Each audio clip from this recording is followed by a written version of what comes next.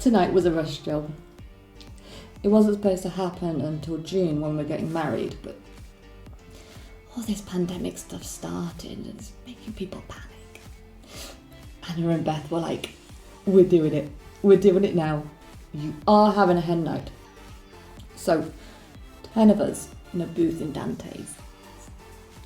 Half-naked men in leather and chains, just serving cocktails suggestively. One last fling before the ring. So tacky. That's so funny. They're wicked like little tik-tokkers. I nearly pissed myself laughing. And none of us want to be the disabled girl in the corner of a nightclub pissing themselves, now do we? And then all of a sudden it was... The clock struck 13 and bang, they were closing up early. It was lights on, up you go. Mind you, I was completely done in by that point. I have this fatigue thing. I'm going to be recovering from this for days.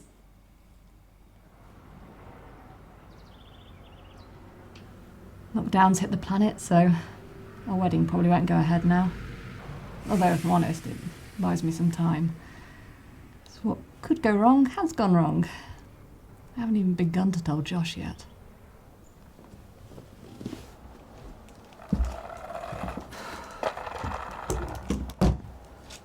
Oh. I'm Jessica, by the way. Welcome to my home. It's what we do these days, isn't it? Talk to each other through screens. My mates and Josh call me Jess. My Aunt Marg, well, she still thinks I'm 12. She's always pinching my cheeks and saying, "Smile, Jessie." Hoping I'll win people over in spite of being freaky. Miss Jones, I am to the kids. I'm a trainee teacher at the local school.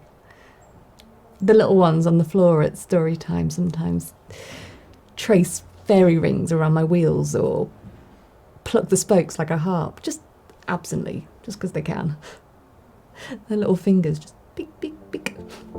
It's like they can't help themselves.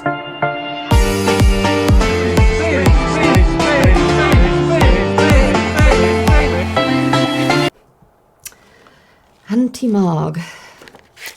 She says she's the head of the Holy Trinity, the three sisters.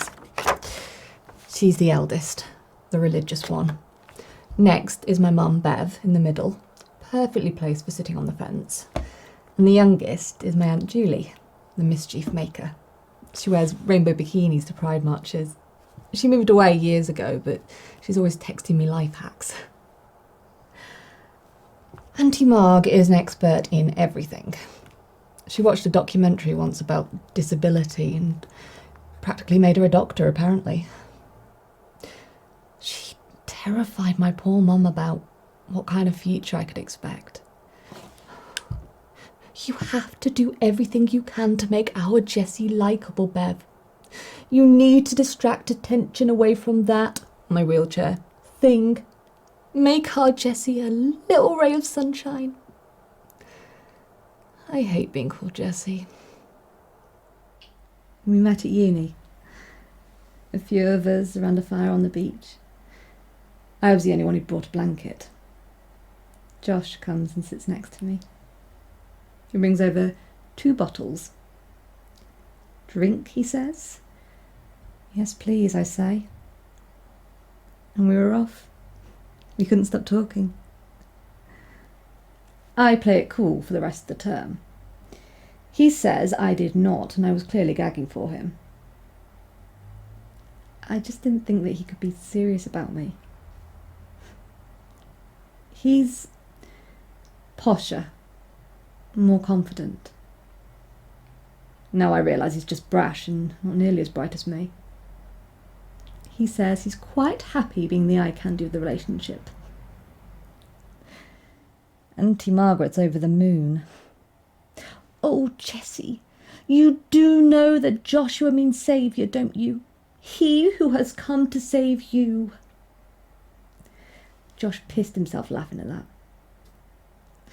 He held my face and said, "You don't need saving."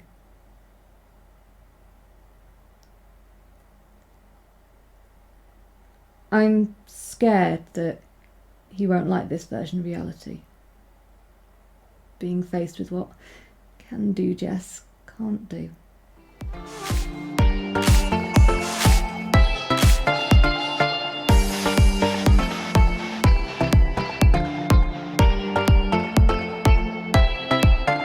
I'm the first in our family, well, first in our street, actually, to go to university. And they all turn out to see me off. They've only gone and done me this hamper full of local goodies. Tears and pride and hope. My first taste of independence. Auntie Julie tells me to seize the moment, follow your dreams, that sort of thing. She and Mum look at what kind of support and benefits I can get. Auntie Julie hits the roof when I say that I'm worried about seeming like a scrounger. Your mum and dad have paid their taxes and national insurance, and you will do the same. And these support workers that you'll be employing, they'll be paying theirs too. You are not a burden. You are a little cottage industry, keeping the economy moving, putting more in than you're taking out.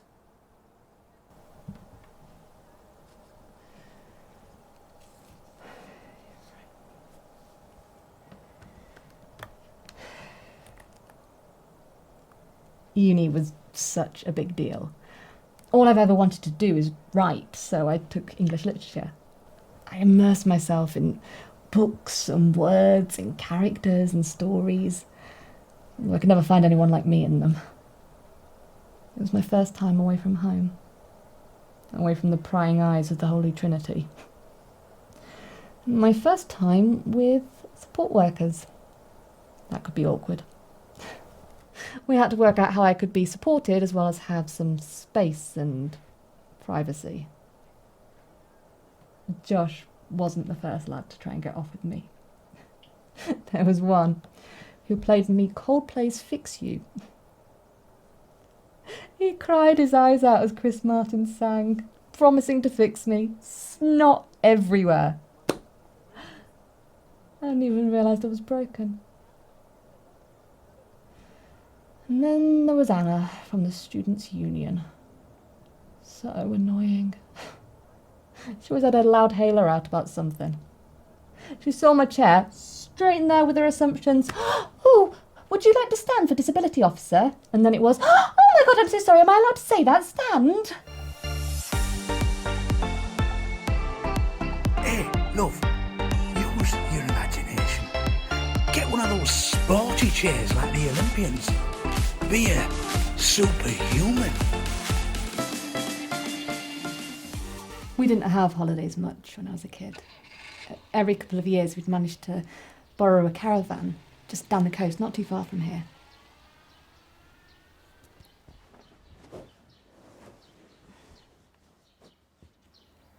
I love this photo of me on the beach. I must have been 4, 5. Sitting on a tartan blanket, yellow ribbons in my hair. Not a clue I'm different in any way. Big, cheesy smile. Smile, Jessie. A smile makes everyone feel better.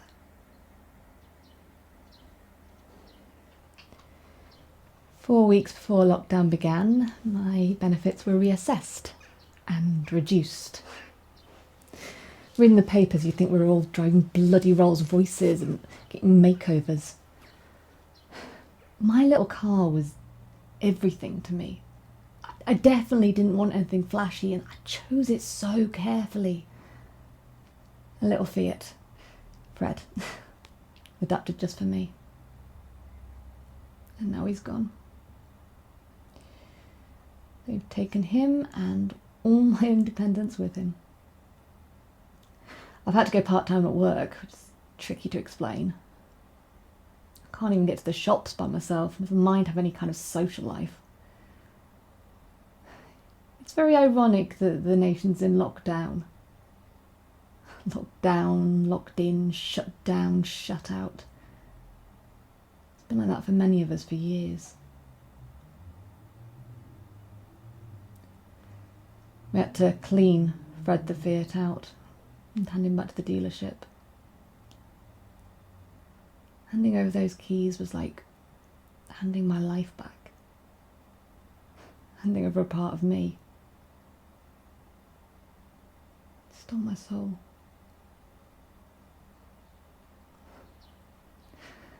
I'd forgotten the bubblegum air freshener and the man ran out to give it me back. Smile. I'm quite fed up with having to stay under the radar and people switching off because the pity and pain of what's happening to us is too close to home. Or do they just not think of us as human beings?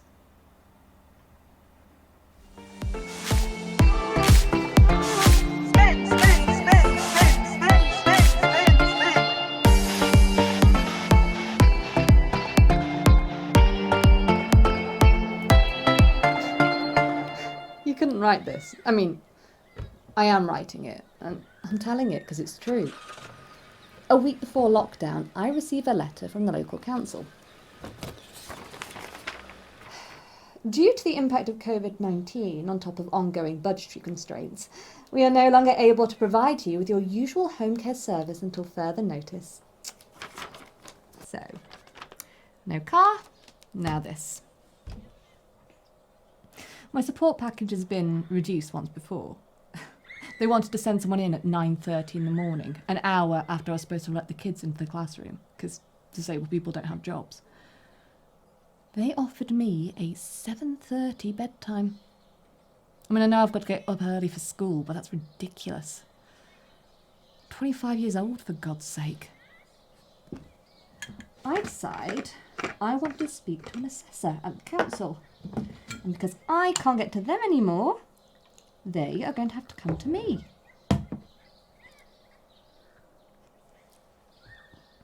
She parks around the corner so I can't see what she's driving.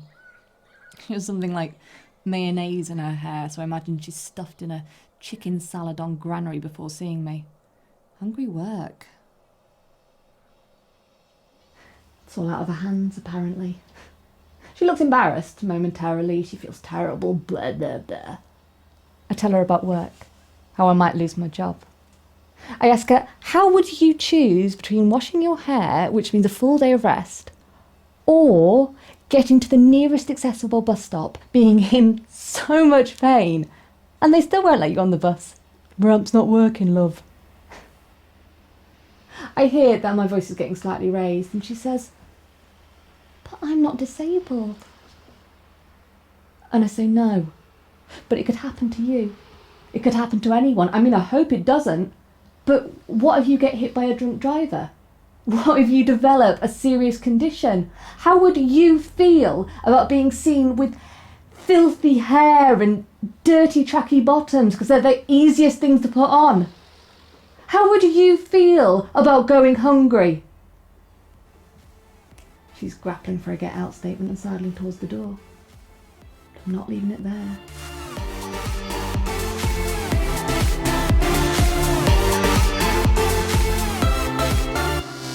I tell her, we don't want to just exist. I am a good teacher. I am a good writer. We deserve good, fulfilled, happy lives. It's what anyone wants. Isn't social care supposed to support this? How is this social or care? What have we all been paying into? It's the reforms, she says. Reforms. What a joke. Makes us all sound like we're criminals on the rob. I am a little cottage industry, putting more in than I take out. Reforms are all fur coat and no knickers. There's nothing underneath. It's a sham. She apologises and closes the door. I will appeal this, I shout after her. But she doesn't hear me. She's gone.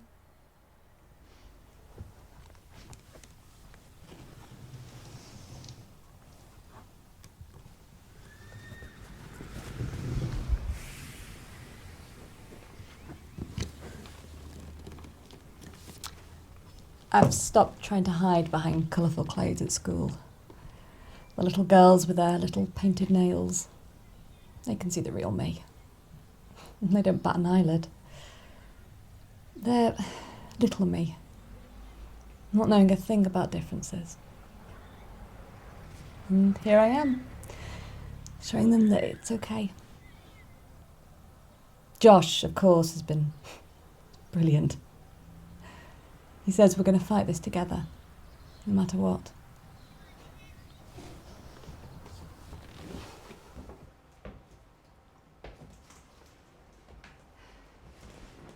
By the way, now Taylor Anna. One of my closest friends now. She's amazing. She knows everything there is to know about human rights. She's put me in touch with this whole online community of disabled people. Maybe it's your mum, your dad, your brother, your kid even. We're all going through the same shit. There's a public meeting at the council offices today. She's coming to pick me up soon. It's all socially distanced and safe. We cannot take this lying down. I mean, if I, a reasonably confident woman, feels that I can use my voice, then what about the people who really can't?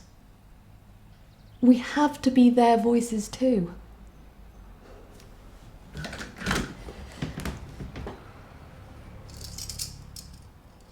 You never know. These could come in very handy.